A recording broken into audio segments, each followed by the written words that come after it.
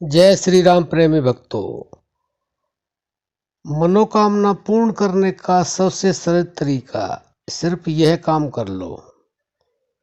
बंधुओं, ऐसा संसार में कोई व्यक्ति नहीं है जो मनोकामना पूर्ण नहीं करना चाहता हो। चाहे छोटा है बड़ा है, चाहे गरीब है या अमीर है, चाहे वह पढ़ा हुआ है या अनपढ़ है, हर व्यक्ति अपनी मनोकामना पूर्ण करना चाहता है। और आप यह भी समझ लें कि जब तक ये कामना है तभी तक हमारा यह बंधन है, और कामना समाप्त होते ही हमारे सारे बंधन टूट जाते हैं।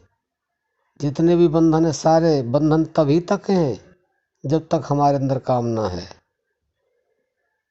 और कामना नहीं होगी तो आप यह समझ लें, आप उस आनंद की स्थिति में पहुंच जाएंगे जिसके लिए आप दुनिया में आए हैं। तो बंधुओं, जो मनोकामना पूर्ण करने वाला है और बंधन को मुक्त करने वाला है, ये दोनों प्रकार का यह तरीका है जो काम हम बताने जा रहे हैं, और बहुत सरल भी है। अगर आपने विश्वास के साथ और लगातार और एकाग्रचित होकर के यह काम कर लिया तो वास्तव में आपकी ऐसी कोई मनोकामना नहीं होगी जो पूर्ण ना हो। और अगर ये चाहेंगे कि आपके अंदर जो भी मनोकामना है वह हो ही ना, वो समाप्त हो जाए, जो मनोकामना पूर्ण करने से ऊपर की श्रेणी है, जिसको सर्वोत्तम संत बताते हैं। संत क्या करते हैं, किस चीज़ की साधना करते हैं, ताकि उनके मन के अंदर जो कामना है वह समाप्त हो जाए। यह सबसे बड़ी भक्ति है और सबसे बड़ी शक्ति है, लेकिन वहाँ कोई बिरला ही पहुँचता है। लेकिन बंधुओं, आजकल तो बस मनोकामना पूर्ण करने के लिए मनुष्य पता नहीं क्या क्या कर रहा है। तंत्र मंत्र वालों के पास जाता है, जादू टोनों के पास जाता है, मंदिरों में जाता है, गुरुद्वारों, चर्च, इन सब में जाता है मनोकामना पूर्ण कराने के लिए। पता नहीं क्या क्या करता है, लेकिन इनसे तो बहुत कम लोगों की मनोकामनाएं पूर्ण होती हैं। लेकिन जो हमारे संतों ने ये बताया है कि सबसे सरल तरीका और जो सर्वोत्तम भी है वह यह है कि आप राम नाम को जान लें, और राम नाम को जानने के बाद में फिर आप उसका अभ्यास करें। बंधुओं, श्री कृष्ण ने गीता में क्या कहा है, मुझे जानने के लिए सिर्फ और सिर्फ अभ्यास और वैराग्य की आवश्यकता है। पहले आप अपने अंदर वैराग्य पैदा करें कि हाँ, मुझे बनाने वाली कोई शक्ति है जो मेरे अंदर विद्यमान है, उसको आप जान लें। और जान करके फिर उससे मिलने का, उससे जुड़ने का अभ्यास करें, तो आप मुझे पा सकते हैं और मेरे जैसे ही शक्तियाँ भी प्राप्त कर सकते हैं। लेकिन कुछ लोग जानते नहीं, और जानते हैं तो मानते नहीं। तो बंधुओं, मनोकामनाएं कैसे पूर्ण होंगी, दुख कैसे समाप्त होगा, सुख कैसे प्राप्त होगा, ये जो बंधन है जन्म मरण का कैसे समाप्त होगा। तो बंधुओं, उसके लिए सिर्फ यह काम कर लो आप कि राम नाम से जुड़ जाओ, उस राम नाम को जान लो।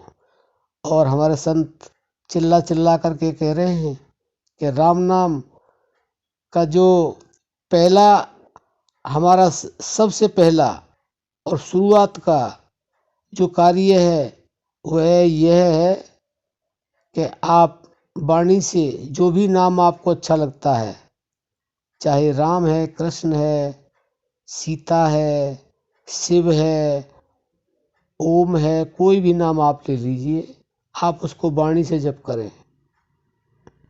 और उसके बाद में आप होठ और जीभ से जप करें। फिर आप मन पर आ जाए, मन से करें।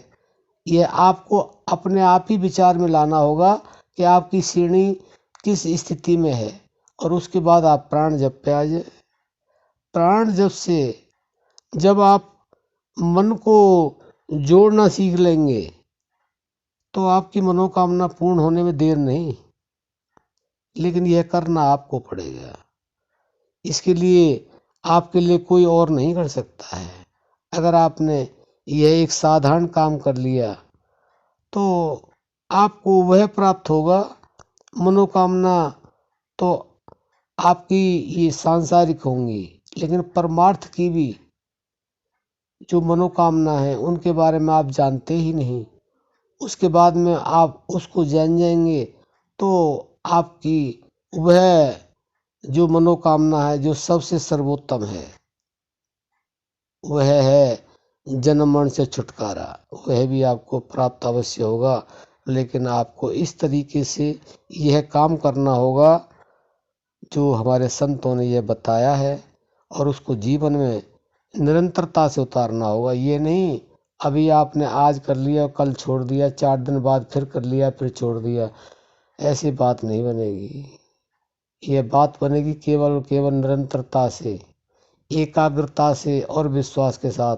हर वीडियो में बताते हैं हमारे संत, समझाते भी हैं, और प्रयास ये करते हैं कि कोई भी साधक सुने और इन तीनों प्रकार से अपने जीवन में इन साधनाओं को उतारें और उतार करके अपने जीवन का कल्याण करें। लेकिन बंधुओं, बड़े शर्म की बात है, लोग सुनते ज़्यादा हैं, पढ़ते जाता है, समझते भी ज़्यादा हैं, लेकिन उतारता कोई बिरला ही है। और जो उतार लेता है उसके जीवन में दुख सुख से जो ऊपर है, जो आनंद की स्थिति है, उसे वह प्राप्त कर लेते हैं। और वो उस आनंद को स्वयं बता भी नहीं पाते हैं कि हम कितने आनंदित रहते हैं। उनको सुख दुख, लाभ हानि, यश अपयश कोई व्याप्त करता ही नहीं है, व्यापता ही नहीं है। वो सम स्थिति में आ जाते हैं बंधुओं। वही स्थिति मुक्ति की है, उसी को मुक्ति कहते हैं, उसी को मोक्ष कहते हैं। इससे बढ़कर और संसार में न कुछ था, न है, न होगा। बाकी अर्जी हमारी है, मर्जी आपकी है। अब हम अपनी वाणी को विश्राम देते हैं। जय श्री राम।